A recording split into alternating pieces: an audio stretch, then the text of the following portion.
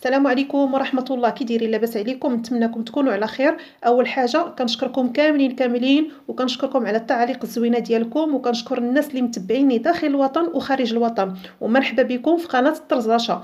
بالنسبه غنجاوب هذه الاخت هذه، ما شاء الله عليك اختي، الله يعاونك، كنتمنى امتى نتعلم بحالك. شوف اختي، الا كاين عندك الاراده والصبر ان شاء الله الرحمن الرحيم غادي تعلمي وغادي تفوتيني ليا ان شاء الله وتبقاي تشدي الخدمه ديالك. بالنسبه للسؤال الثاني، واش الابره ديال الحرير النفس غنخدموا بها الصم؟ نعم، نفس الابره. واش حرير ماشي مبروم ولا الصبره واش كتكون على شعره؟ لا اختي، كيف ما كتشري المبروم كتخدمي به، يعني هكا. هذه هي الشعره ديال المبروم، وهذا هو المبروم اللي كناخذ انايا زوين.